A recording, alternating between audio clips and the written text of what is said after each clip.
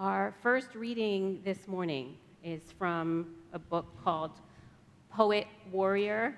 It's Joy Harjo's memoir. She's a former poet laureate of the United States. I don't know if you're ever a former poet laureate. It might be like president, where you just get the title and it kind of sticks, even if there's a new one. I really recommend the book, and I'm excited to share this with you. The section that I'm reading from is called Washing My Mother's Body. I never got to wash my mother's body when she died. I return to take care of her in memory. That's how I make peace when things are left undone. I go back and open the door. I step into make my ritual, to do what should have been done, what needs to be fixed so that my spirit can move on, so that the children and grandchildren are not caught in a knot of regret they do not understand. I find the white enamel pan she used to bathe us in when we were babies. I turn the faucet on and hold my hand under the water until it is warm, the temperature one uses to wash an infant. I find a clean washcloth in a stack of washcloths. She had nothing in her childhood. She made sure she had plenty of everything when she grew up and made her own life. Her closets were full of pretty dresses, so many she had not time to wear them all. They were brought by the young girl who wore the same flower sack dress to school every day, the one she had to wash out every night and hang up to dry near the wood stove. I pick up the bar of soap from her sink, the same soap she used yesterday morning to wash her face. When she looked in the mirror, did she know it would be her last sunrise? I move over pill bottles, a clock radio on the table by the bed, a pen, and set down the pan. I straighten the blankets over her to keep her warm, for dignity. I start with her face. Her face is unlined even 2 months before her 80th birthday. She was known for her beauty, and when younger, passed for the Cherokee that she was through her mother and her mother's mother, all the way back to time's beginning. My mother had the iron pot given to her by her Cherokee mother, whose mother gave it to her, given to her by the U.S. government on the Trail of Tears. She grew flowers in it. As I wash my mother's face, I tell her how beautiful she is, how brave, how her beauty and bravery live on in her grandchildren. Her face is relaxed, peaceful. Her earth memory body has not left yet. But when I see her the next day, embalmed and in the casket in the funeral home, it will be gone. Where does it go? It is heavier than the spirit who lifted up and flew. I think of it making the rounds to every place it has loved to say goodbye. Goodbye to the house where I brought my babies home, she sings. Goodbye to June's bar where I was the shuffleboard queen. I cannot say goodbye yet. I will never say goodbye. Our second reading, I actually selected 2 Bible passages. The first was the one from last week. It's Psalm 33, verses 12 to 22. Happy is the nation whose God is Yahweh. Happy the people you choose as your own inheritance. From the heavens you look forth and see all the people in the world. From your dwelling place you watch over all the people who dwell on the earth. You shape the hearts of them all and understand all their deeds. A ruler isn't saved by the size of an army. A warrior doesn't escape because of strength. Trust in the horse for your deliverance and you'll be disappointed. Despite its might, it cannot save. The eyes of God look on those who stand in reverence, on those who wait upon God's love, to rescue them from death and to feed them in time of famine. And so we wait for God, or some translations say, our souls wait for God, our help and our shield. For in you our hearts find joy. We put our trust in your holy name. May your love be upon us as we place all our hope in you. And the second passage I want to read comes from Hebrews chapter 12, verses 1 and 2. Therefore, since we are surrounded by so great a cloud of witnesses, let us lay aside everything that impedes us and the sin that so easily entangles us. Let us run with perseverance the race laid out for us. Let us not lose sight of Jesus, who leads us in our faith and brings it to perfection. For the sake of joy to come, Jesus endures the cross, heedless of its shame, and now sits at the right hand of God's throne. In last week's sermon, part one of a two-part series that will continue today, we talked about what to do while we wait on God. To bring us up to speed and refresh our memories, if you were with us, we explored three practices. The first was the practice of honoring our inner voice through self-trust. The second that we considered as we wait was finding sanctuary in community. And lastly, we talked about the practice of gratitude. This week, I want to suggest a few more spiritual endeavors that we may turn to as we run with perseverance the race that has been set before us. The first practice we'll consider today for when we're waiting on God is connecting with our ancestors. A ritual of the imagination is what made up that beautiful first reading from Joy Harjo. She used her imagination to create a ritual to wash her mother's body in her mind as a way to honor and connect with her, even after death. In doing this, she is recognizing that while her mother's body is gone, her spirit is still present and can be honored and unexpectedly encountered. We too can use our imaginations to create exquisite details for rituals to tend to our grief and healing. I know for myself that relying on the endurance of those whom I have loved and who loved me, but have left this realm, comforts and empowers me. They become my trail guides. When I think of the love they cultivated as my inheritance, I'm more likely to believe that I can handle whatever comes my way. So often, the source of the perseverance that they used to run the race laid out before them was rooted in their faith in God and their testimony about what God brought them through.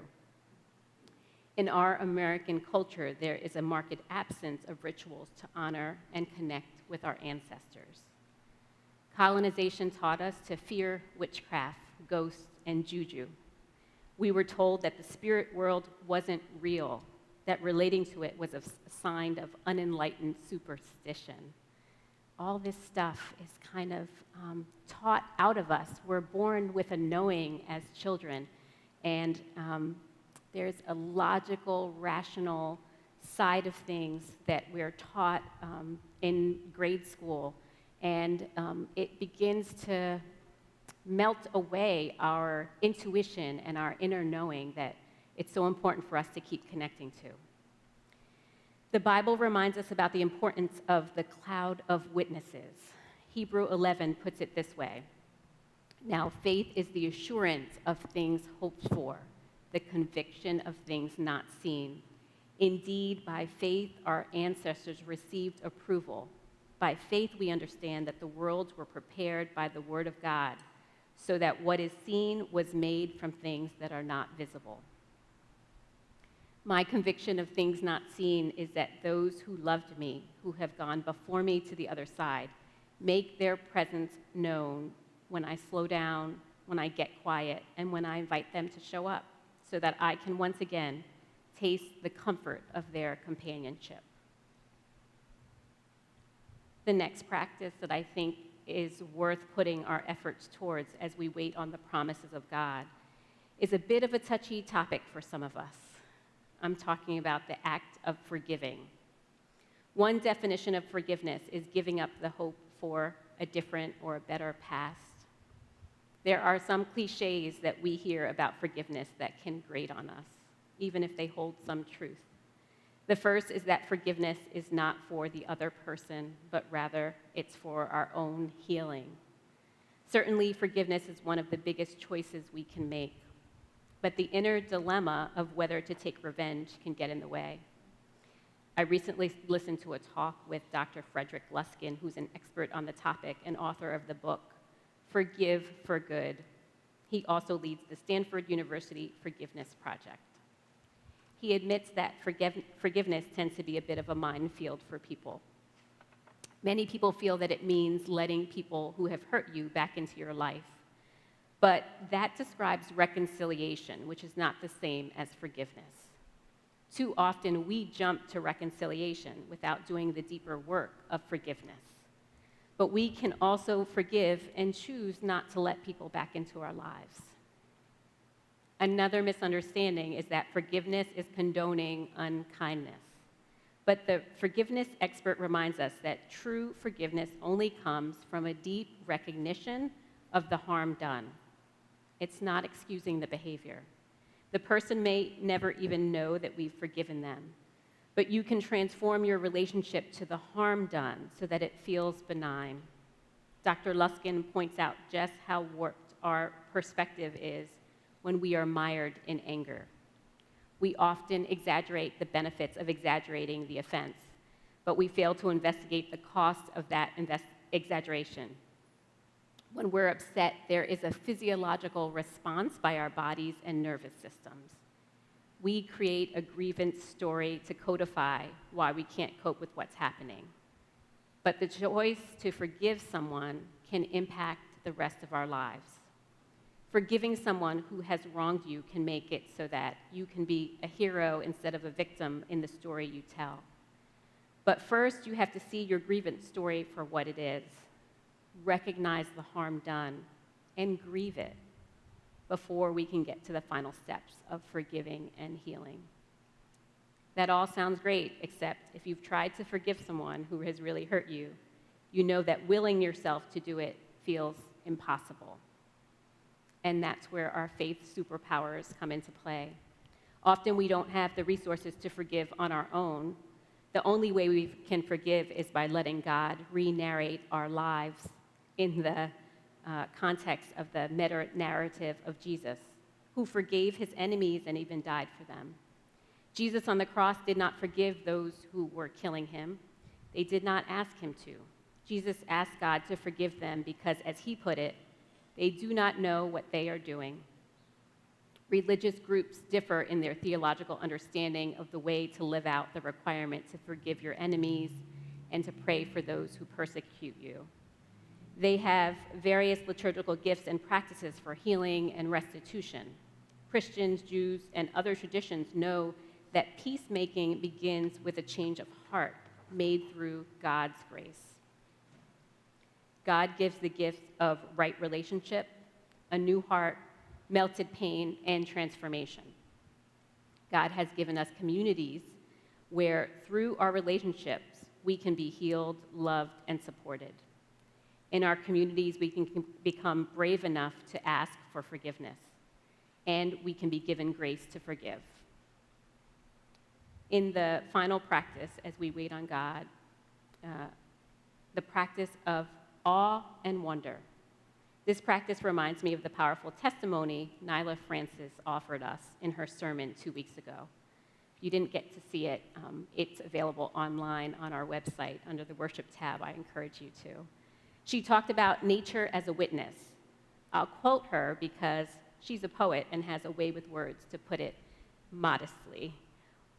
While it's undeniably powerful to share that space of witness with another human, it can be just as powerful to step into nature and to realize we are never not being witnessed amid the earth's bounty.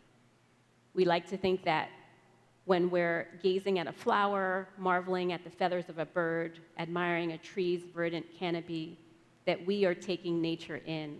But nature is receiving us too, serving us as witness, and sometimes speaking to us from its own animate soul. Think of when you've gone for a walk in the woods, or sat in your garden, or by the ocean, or met the gaze of a doe and felt a shift inside, a sense of being soothed and restored, or maybe an opening where you felt stuck, a gentling where something was rigid, a way to inhabit the rough edges of your life with a little more ease and grace and spaciousness. What message might our broken hearts receive in this type of communion? What might find us here that eludes us in the everyday rhythm of our lives. I'll end quote with gratitude to Nyla for her wisdom. Taste and see that the Lord is good. What does it mean that our knowledge of the spiritual is deeply entwined with the sensory, even the way it's described in the Bible? That it's bodily. Both awe and wonder are often experienced in response to nature, art, music, and spiritual experiences or ideas. In the midst of these moments, we can feel overwhelmed by the vastness of something that is almost incomprehensible, almost as if we're witnessing something that can't be true.